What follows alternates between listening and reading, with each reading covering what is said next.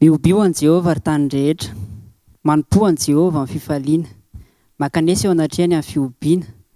Aoka ho fantatrareo fa Jehovah no Andriamanitra. Izy no nanao antsika ary azy isika dia olony sy ondry fiandriny. Midira eo amin'ny vavahady amin'ny fisaorana ary eo an-kianjany amin'ny fiderana.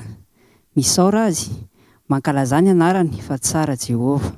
Mandrakizay ny famondram-pony ary miatra amin'ny taranaka faramandimby ny fahamarinany.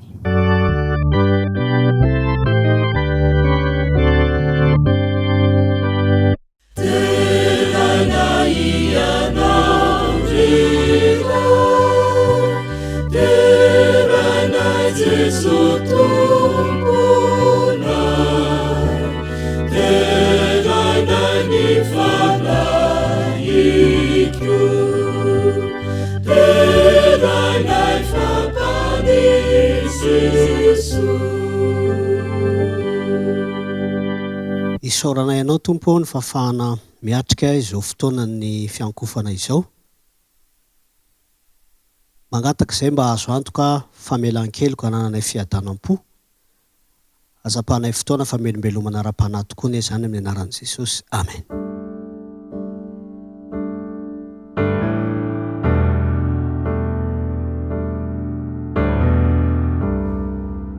Ny fiarabana hono tony ny farilavavana ka tsy lany amamina. Ka ankamamina sy ankafaliana no entina iarabananao any atokantrano amin'izao fotoana izao sy eo amin'ny telefona amin'izao fotoana izao. Ny fahasoavan'ny tompo ane hirotsaka aminao amin'ity sabata ity ka ho sabata mafinahitra hitondra fialan-tsasatra sy fiarahana mafinahitra amin'Andriamanitra ane ity sabata ity. Saotra indrindra tompo.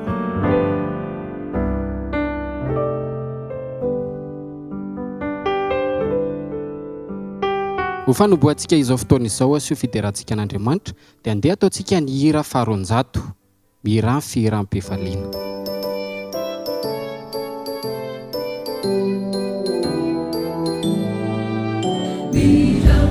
Firam-pifaliana hankalaza ilay tomponao, asandrato veo fidelana oby osalano atao.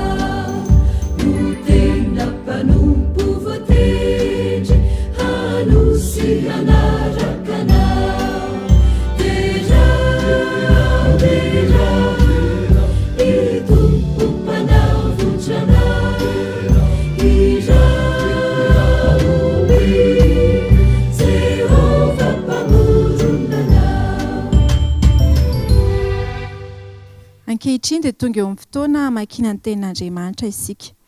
Ny vaky tenintsika androany dia ao amin'ny Eksodosy 20 ka ny 20. Eksodosy 20 ka ny 20.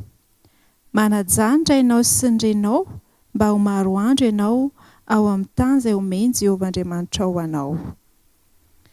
Galatiana 4 ka ny 20. Galatiana 4 20. Fa isika rahalahy dia zanaky ny teny fikasana tahaka ny Isaka. Ho tahinany ny teny ahasoantsika. Amen.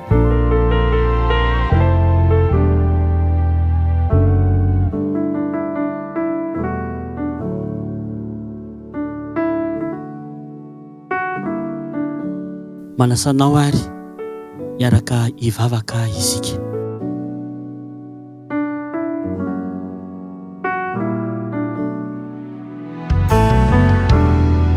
Ray masonao, misaotra anao zany amin'ny fitahianao sy ny indrafonao.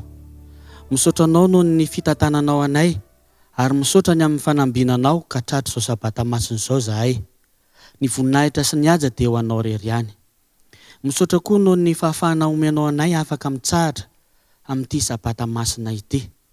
Ny fanirianay iray eo dia mba hoenky ny fanahinao izay rehetra ka andray ny afatra sy ny fampianarana izay avy aminao.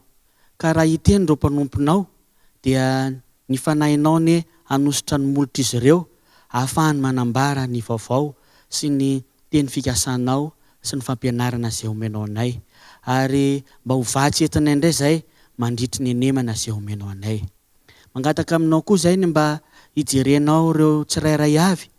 Raha manana olana izy, na manana tsy fahasalamana, na manana ady hatrehana, ity sabata ity ny iray eo dia mba ahitany vahaolana miaraka aminao. Mangataka koa izay mba hijerenao ny mpiray fanantenana amin'izay rehetra misy azy ihany. Ianao ny hitany tsirairay avy ary omba sy hiaro ny tsirairay avy. Maniry izay mba ho voavela heloka ka ho vita fihavanana aminao mandritra izao sabata masina izao. Fa ny vavaka dia tonominay sy angatahanay amin'ny anaran'i Jesosy.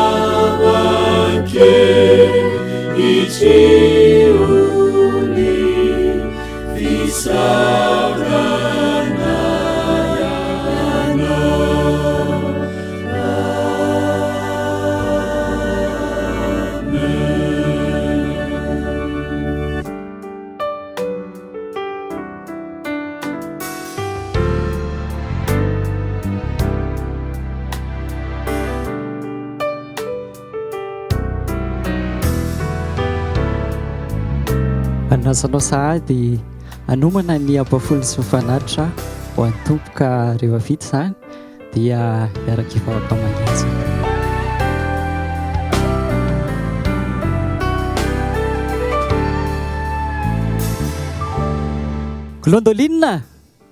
Glondolinina izay no antsony rainy tamin'ity zanany antsoina hoe glondolinina. Ambingy ianao vetivety fa ahoana dada? Fa ahoana? Misy inona? Andao tsika sy ianao hiaraka. Hoaisintsika dada? Hoaisintsika? Andeha ho any an-tsena fandana aloha alay vao nikapanao. Dia lasa glondolinina, lasa izy nakakapa. Tsy tapitapitra izay dia niazakazaka nakeny amin'ny dada. Andao dada fa vonina. Rehefa lasa nakany an-tsena i dada sy glondolinina dia nahita zavatra maro karazana glondolinina. Dada, za mba misy zavatra tiako mba hofidiany dada. Ay, tsy olana izany e, volana anantsika. Safidio azy tianao dia tena amin'ny dada hoe izy amin'ireo mety aminao fa vidiany dada daholo. Dia lasy glôndôlina, lasy izy. Naka an'ilay arona kely. Dia nofenony an'izay zavatra tian'ilay arona kely. Rehefa niodina ny dada nijery an'ilay bazary, nijery an'ilay arona kely. Dia taitra ny dada satria sipsa be dia be no vidiany glôndôlina. Fa ahoana? Fa angahy ianao tena tia sipsa be mihitsiny e.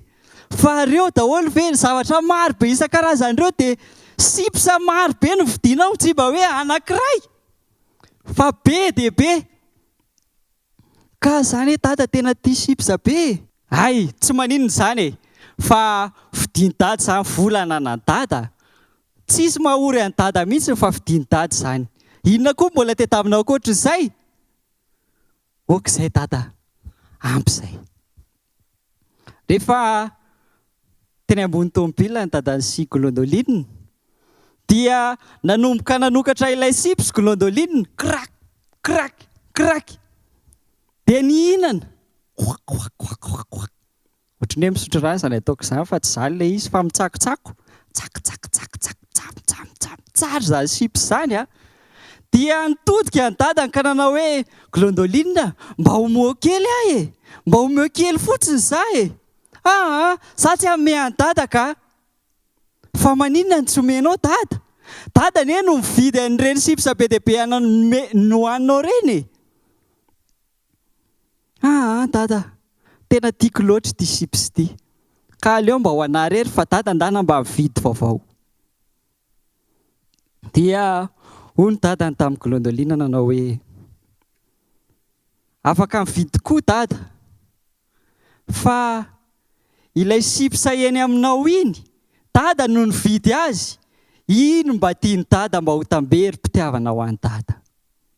Ry ava malala, ry ankizy malala ary tanora namana, ray aman-dreny malala. Tahaka izany koa ny fiainantsika kristianina. Dia ohatran'ny hoe mahita glôndôlina kely mandendeha. Rehefa mitenitsika amin'Andriamanitra manao hoe Jesosy eo, omeo vola, Jesosy eo, omeo tablety, omeo telefônina, omeo trano. Dia izao navalin'Andriamanitra manao hoe anahy reny, ho afaka omeko anao reny. Izao tokony meniny manao hoe mangatahy dia omena ianareo. Izany tokoa ny tokony omeny ho antsika zanany, ho antsika kristianina izay mpanara-dia an'i Kristy. Fa ny zavatra tsy tadiditsika indraindray dia ny hoe ilay zavatra tiantsika iny dia misy zavatra endrasan'Andriamanitra amintsika tsirairay avy mba ho tamberim-pitiavana ho azy. Dia tsy inona izany fa mifanaritra sy ny ampafolony. Raha azon'Andriamanitra natao dia novidiany avokoa izao rehetra izao. Ary tsy inona moa fa anazy mihitsy ary ange izany e. Anazy ane ireny tôbila ananantsika ireny e. Anazy ireny vola ananantsika ireny. Anazy daholo ireny. Fa ny angatany amintsika dia kely fotsiny, apahany kely fotsiny amin'iny fananantsika iny. Dia ny ampafolony sy ny fanatitra. Ozy izy ao amin'ny Malaki 3:10 manao hoe Malaki 3:10 dia ny 10:10. Entonareo ny ampafolo karena mba ohatra amin'ny firaketako. Ry ava malala, tsy hoe akory tsy manam-bola Andriamanitra dia mangataka hoe mba omeo ampafolony tsia. Ry tanora malala, tsy hoe akory tsy manana fotoana Andriamanitra dia hitady anao any amin'izay misy anao any. Tsia. Manana fotoana izy. Fa ny angatahany fotsiny dia ny apahany kely amin'ny fotoananao. Ny fo kelinao fotsiny mba angatahany mba omenana azy. Ny vatana kelinao fotsiny ny ratsan-tananao mba angatahany mba anaovanao ny asany. Dia tsy fonao azy ve izany? Minao fa manana fanapa-kevitra ianao androany. Fanapa-kevitra za androany. Ary sika tsirairay avy dia manana fanapa-kevitra avokoa manao hoe andeha ho atolotro an'Andriamanitra ny tenako. Iaraka hanondrika ny lohantsika isika hivavaka. rainay izay any an-danitro misaotra anao satria nomenao lesona sarobidy izahay mba hahafahanay manolotra ny tenanay ho amin'ny asanao mba hahafahanay manolotra ny fitaovanay ho amin'ny asanao ary indrindraindrindra mba hahafahanay manolotra ny vola izay tena tianay hanomponay anao izany fanapa-kevitra indraisinay androany tompo koa raha sitrakao dia tehirizo izany fanapa-kevitra izany ho anao rery any ny voninahitra amen.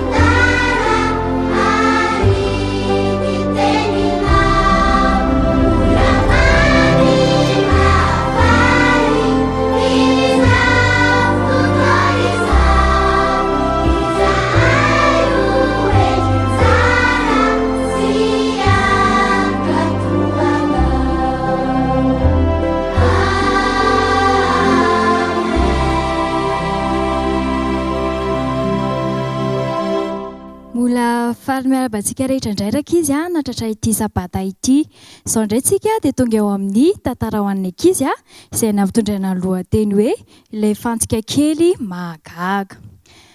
Tantaran'ny Nene dia hipita indray no andraisantsika lesona amin'ity sabata ity.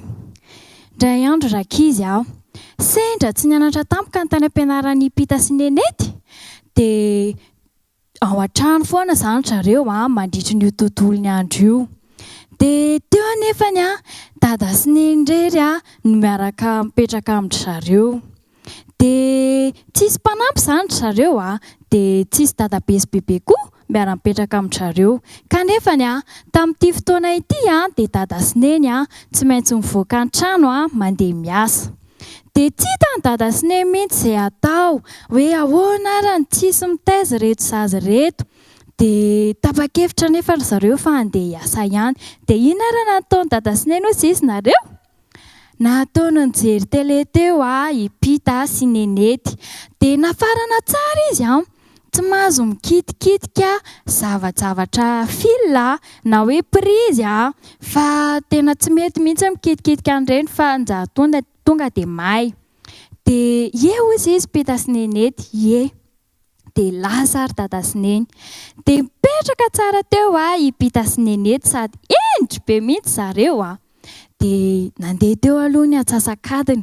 Tena mbola endry be mihitsy zareo tsy mipelipelika. Dia avy eo amin'izay mialeo izy mianadahy satria miha-tsy tindry zareo izay zavatra mandeha ao amin'ilay tele. Dia lasa ry zareo nandeha nilalao tany amin'ny efitrano hafa. Dia nilalao kilalao tany indray ry zareo. Dia nefany vetivetika kely niny teo indray. Dia leo be teo nilalao teo indray ry zareo dia lasa indray verina nijery tele. Dia avy eo indray nefany tsy tia indray ilay zavatra nandeha teo amin'ny tele. Dia hozy izy pita, ary ohatran'ny ringa izany zavatra teneny dada tsy azo kitikitiana izany andonge mba jerevana kely ry nenety. Dia nijerevana zareo teo ilay prizy. Dia ilay prizy rakizy ohatran'ireny any an-tranontsika ireny dia misy an'ilay piana kely ohatr'izao dia misy menamena kely mirehatra. Dia tamin'ity fotoana ity miampita ilay menamena kely dia maty ilay tele. Dia hozy izy pita, hoay tena maty ilay tele ry nenety Dia ahoana aloha indray aloha piana kely indray. Dia velona indray ilay tele. Dia avy eo pianatra teo foana ilay izy. Dia hozy izy nenety ny farany, bediny dady eo ange tsika oak'izay ry pita. Dia hozy izy pita, ary atao amin'ity prizy ity mihitsy izany no tena mampandeha an'io tele io aleo aloha jereko kely mihitsy hoe inona no tena mampandeha an'io tele io. Dia tady zavatra kitikitiana an'ilay prizy teo pita. Dia inona raha nitany hozy izy nareo? Fantsika ny netiny avany. Dia rehefa nijereny hoe aleo aloha jerijerena kely ny atao anatin'ity prizy ity. Dia natsofony teo amin'ilay goaka kely teo amin'ilay prizy ilay fantsika. Dia inona hozy izy rakizy nitranga? Nanin'ny pita? Pitika mafy be pita dia nianjera. Tonga dia safitra mafy be mihitsy izy dia tonga dia tsy natsiaro teny. Tonga dia tsy hitany nenety mihitsy izay natao hoe ahoana ary dada sy neny mbola tsy tonga. Dia so ihany fa kelikely tao aorianany iny ndraiky izy dia tonga dada sy neny.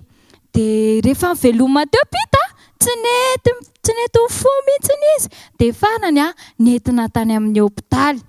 Dia rehefa tonga tany amin'ny hôpitaly dia velona ihany moa izy fa tena naharary be mihitsy. Inona moa rakizy ny lesona azo tsoahana amin'izany tantaran'ny pita sy nenety izany? Sika rakizy tokony mankatoy izay tenen'ny ray aman-dreny. Nareo konkoa ve tia harary mafy be ohatran'ny pita? Izaho aloha tsy tia harary mafy be ohatran'ny pita izany mihitsy. Dia noho izany mila mankatoy izay tenen'ny ray aman-dreny sika, indrindra fa izay tenen'i Jesosy. Satria hozy izy mihitsy Jesosy rakizy ao amin'ny Baiboly hoe ao amin'ny Exodosy 20:12 hoe manaja ny rainao sy ny reninao mba maro andro ianao ao amin'ny tany izay omeny Jehovah-Andriamanitra ho anao. Dia dikazany rakizy raha te ho elona velontsika dia mila manaja ny ray aman-drenitsika. Dia eo ihany koa ny fankatoavana izay tenin'Andriamanitra rehetra. Dia ny rariana dia mba nandray lesona tsara indray sika tamin'ny tantara kely izay nentiko tamintsika tamin'ity sabata ity. Amen.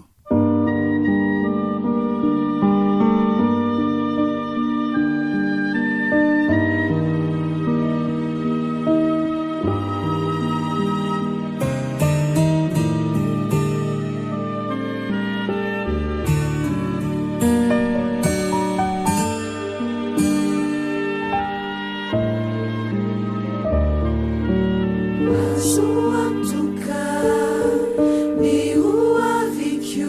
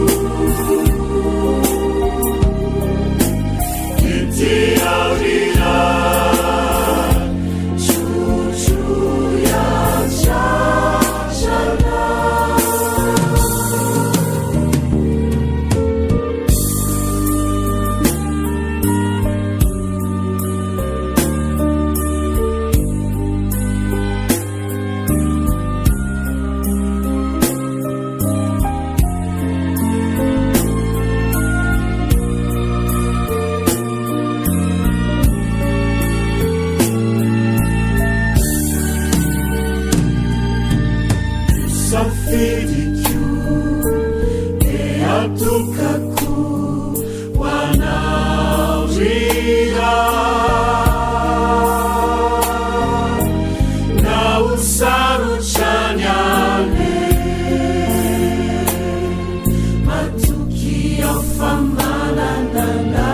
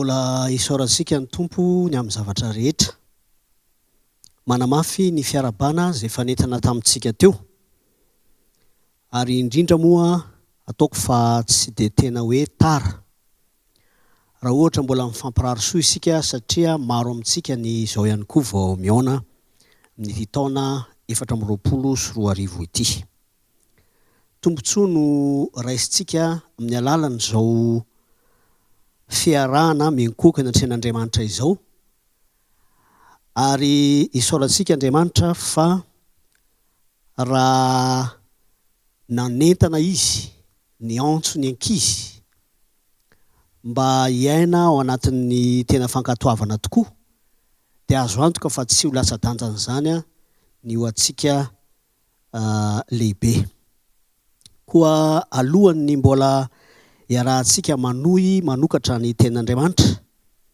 dia manasanao eo am-pitoerana ihany mba hivavaka isika Tompo Andriamanitra rainay ihany koa amin'ny alalan'i Jesosy Kristy raha hanohy ny fanokafana sy fandraisana ny teninao zay lay fananao masina zay nampanoratra izany any elo lalana hatrany any am-po ka hifantona zay tena mahasoa anay araka ny fatrapononay avy amin'ny anaran'i Jesosy Kristy amen. Namaky ny vaky teny fototra teo ny aranabavy izay hita ao amin'ny Galatiana toko 4 Galatiana toko 4 ka ny andininy 19 izay mivaky toy izao amin'ny anaran'i Jesosy Kristy fa isika rahalahy zanaky ny teny fikasana tahaka ny Isaka mazava moa zany fa raha milaza izy hoe fa isika ry rahalahy dia ao anatiny ihany koa ny ranabavy fa ho antsika rehetra izany. Manana endrika antso izy io izay manambara amintsika fa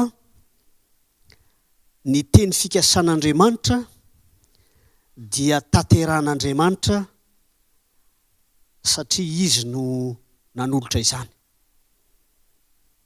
Ny teny fikasan'Andriamanitra ihany koa dia tanteran'Andriamanitra amin'ny fotoany fa ny anjarantsika dia ny mandray izany. Misy ohatra vitsivitsy izay ho raisintsika mandritra ity fotoana ity mba hahafahantsika mampitombo hatrany hatrany ny fahafahantsika matoky an'Andriamanitra, indrindra ny amin'ny fampanantenana izay nataony. Koa eto am-piandohana dia tsara ny manamafy fa isika rehetra izao rehefa mamaky ny tenin'Andriamanitra dia manana fironana andray izany tenin'Andriamanitra izany ho baiko. Tsy misy maharatsy an'izany satria isika ihany koa dia mahatsapa fa ankoatran'ny hoe mahazanak'Andriamanitra antsika dia mpanompon'Andriamanitra isika. Ary amaha-olombelona antsika dia to mandeha ho azy sy mahazatra antsika ny mieritreritra hoe rehefa miteny Andriamanitra dia baiko zany ka dia ho tanterana. Ilay vaky teny fototra aloha izay nambara dia manao hoe fa isika kosa raha sy anabavy dia zanaky ny teny fikasana tahaka ny Isaka. Tiako ny manampy izany teny izany, manamafy moa zany ny tena marina. Misy mpanoratra kristianina anankiray antsoina hoe Ellen White ao amin'ny bokiny Enona roa ny fanoharana pejy 177 milay boky Fonony Matevina dia manambara izy toy izao: fa ny baikon'Andriamanitra rehetra dia teny fikasana avokoa. Baikon'Andriamanitra rehetra dia teny fikasana avokoa. Inona no tian'izany ambara? Tô miantso atsika izany fanambarana izany handray ny teny fikasan'Andriamanitra izay natolotra atsika. Kanefa mihoatra noho izany, na izay mety ho heverintsika fa baikon'Andriamanitra aza, rehefa mandray izany ten'Andriamanitra izany isika dia raiso ho toy ny teny fikasana, satria ny baikon'Andriamanitra rehetra dia teny fikasana avokoa. Mazava fa tsy mitovy akory ny baiko sy ny teny fikasana. Raha manome baiko olona anankiray dia izy no anatanteraka an'izany baiko zany. Tahaka ny hoe raha mandray baiko avy amin'Andriamanitra isika dia isika no anatanteraka izany. Fa raha mandray teny fikasana avy amin'Andriamanitra kosa isika dia tsy isika no manatanteraka izany fa Andriamanitra. Fa ny antso kosa dia zao hoe manaiky ho zanaky ny teny fikasana ve isika, manoloana izany baikon'Andriamanitra izany. Rehefa mandray ny baikon'Andriamanitra rehetra ho teny fikasana isika dia mitovy amin'ny fankatoavana manaiky izay fomba anatanteran'Andriamanitra amintsika ilay baiko, satria teny fikasana izany. Mamela an'Andriamanitra hanatanteraka ny baiko ny eo amintsika na amin'ny alalantsika. Ao amin'ny tenin'Andriamanitra dia manome ohatra izy ny amin'ny olona anankiray izay somary nanao fahadisoana maika loatra angamba, fa rehefa nahazo teny fikasan'Andriamanitra izy dia noraisiny ho baiko izany. Raha tokony ho Andriamanitra no anatanteraka izany satria teny fikasana, dia noraisiny baiko ilay izy ary izy no nanatanteraka azy. Tsy vaovao amintsika ohatra ny tamin'ny tarany Abrahama. izay nomen'Andriamanitra teny fikasana ny amin'ny fanana taranaka.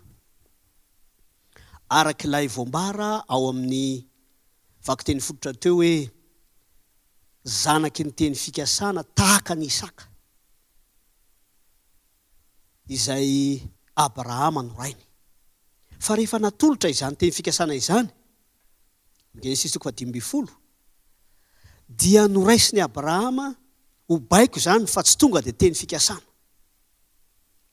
Ry havana malala, mety ho tratran'izany koa ianao eo amin'ny fanandraman'ny tenanao manokana. Fa antsoina isika. Zao ny zavatra niseho. Rehefa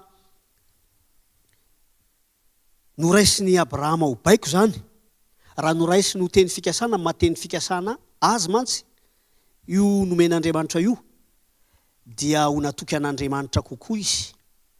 Ary ny andro ny fotoanan'Andriamanitra. Fa inona ny zavatra niseho? Maika izy, satria miredareda ao anatiny ny faniriana anataranaka. Dia alaivo sara an-tsaina fa toa hoe niazakazaka izy zany namonjy any saravadiny nilaza ny vaovao mafaly kanefa tsy nahandry ny fotoanan'Andriamanitra, tsy nandray izany teny fikasana izany, fa noraisiny ho baiko zany. Ka dia fantatsika fa no tanterahany le izy satria baiko. Tsy vaovao amintsika ny tantara, fa fomba n'olombelona ihany no nentiny nanatanteraka izany. Ama olombelona tsika dia misy tenin'Andriamanitra izay raisitsika ho baiko.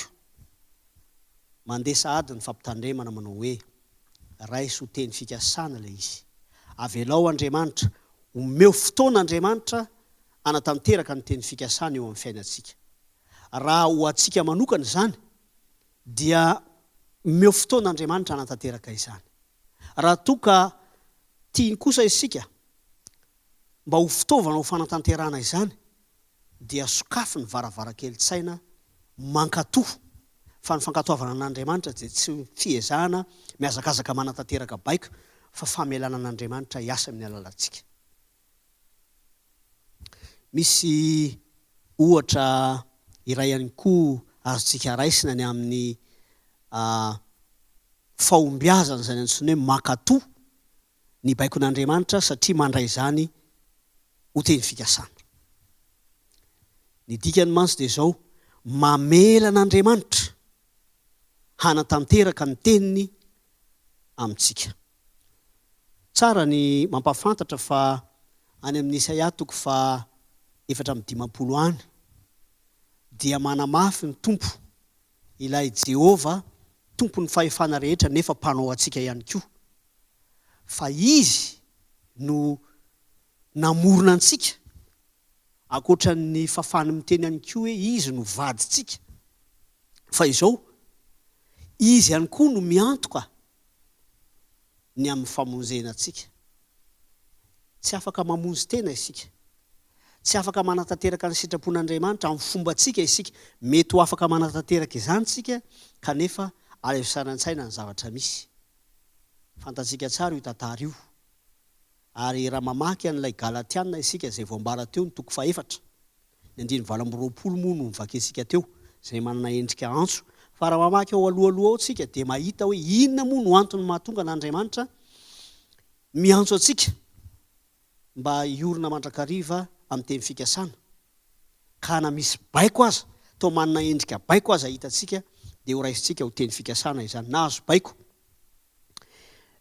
Petera sy ireo mpianatra tamin'i Jesosy Kristy manao hoe arotsay alatsao ery amin'ny landalina ny arato. Tô baiko tokoa zany. Fa raha manao jeritodika kely ny amin'ny fomba fanatanterahana baiko, i Petera sy ireo mpianatra dia samy mahafantatra fa raha mbola atao amin'ny fomban'izy ireo zany dia ho lany eo ny alina manontolo. Fa nafinaritra ny valiteny ao amin'ny Luka 5:5 manao hoe noho ny teninao dia ho alatsako ihany ny arato.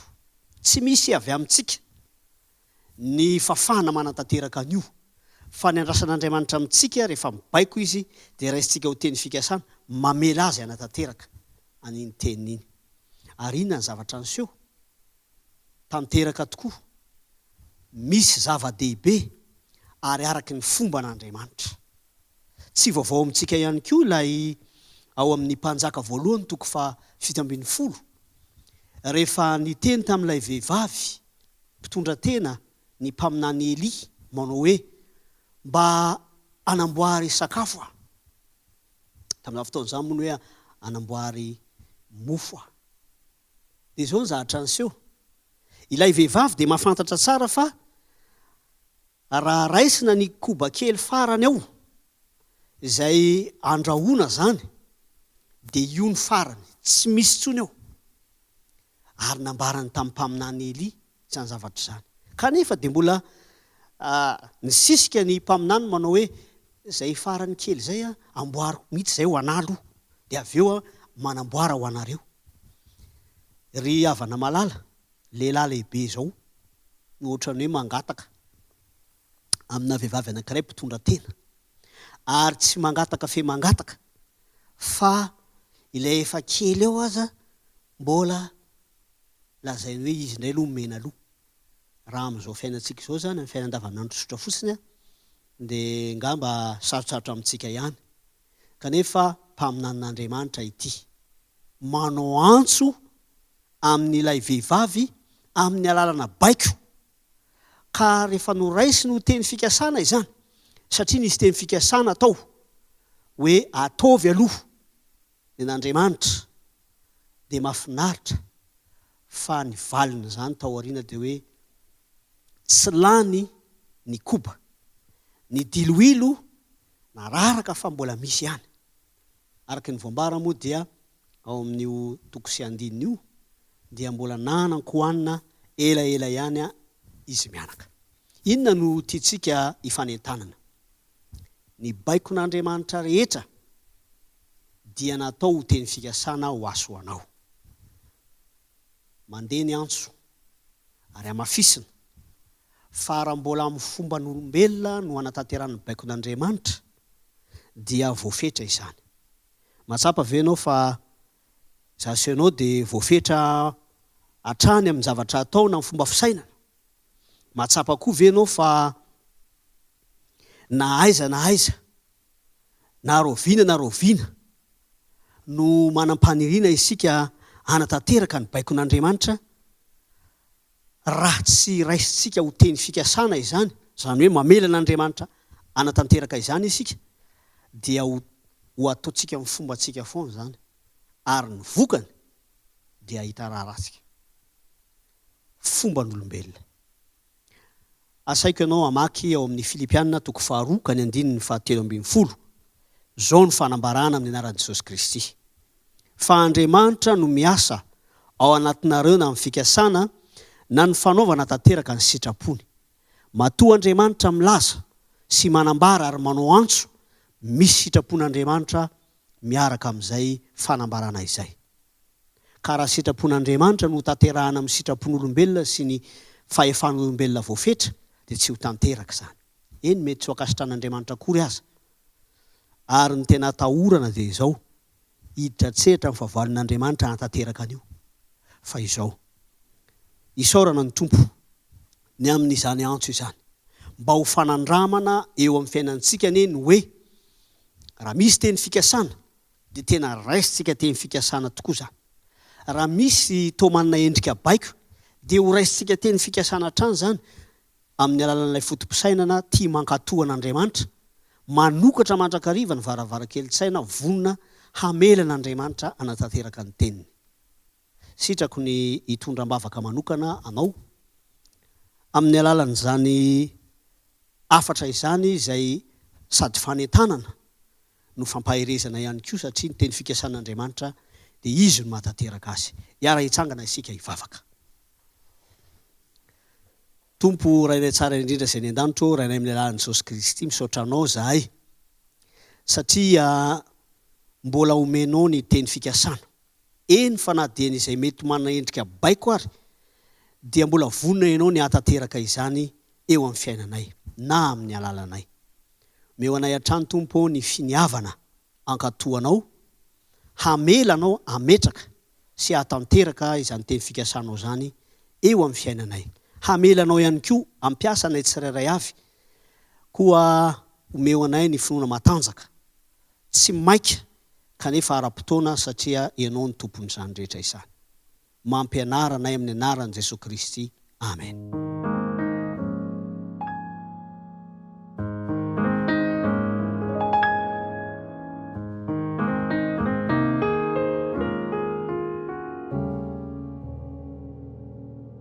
Ho famaranantsika izao fotoana izao dia andeha ataontsika ny hira laharana 790.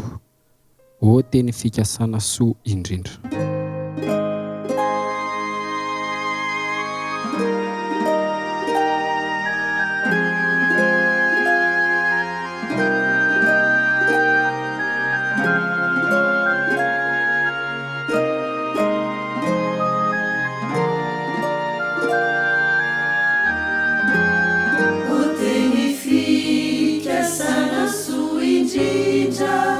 Kristi mitarika ny lalako, ny tanany no mampiritra, ny momba ny fiainako, esambatra ore nametraka aminao zao miandroko.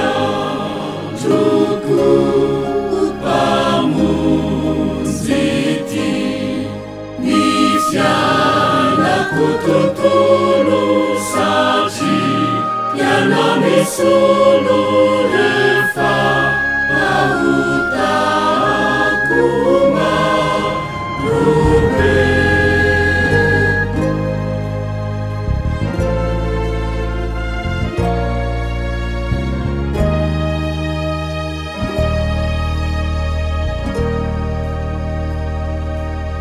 Ny masonao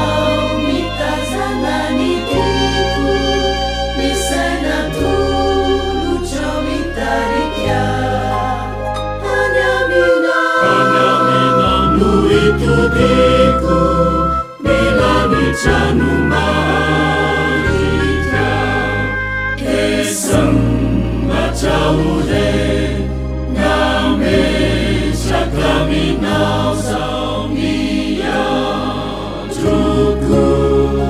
pamunziti ny fiainako tontolo satria ianao nisolo rehefa ahotako marobe.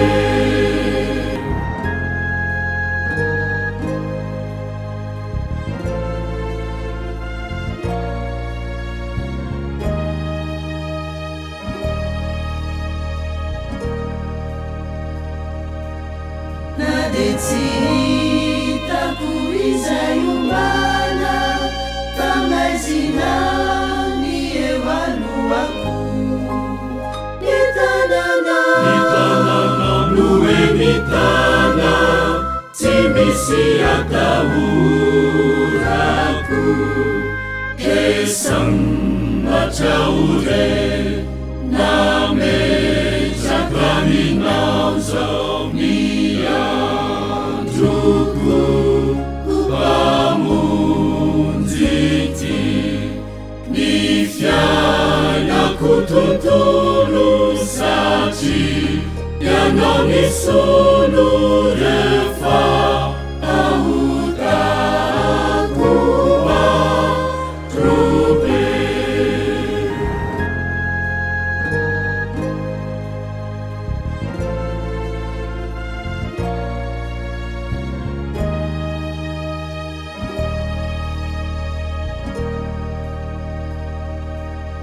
Engineer sambarana situki mampuka izao ny fiainako, famanana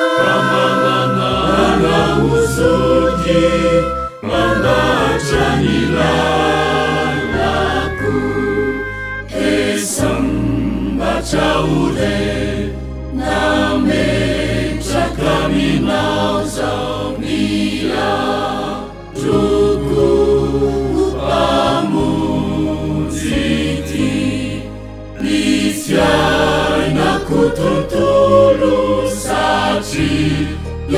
misolo rehefa tahotakoma robe.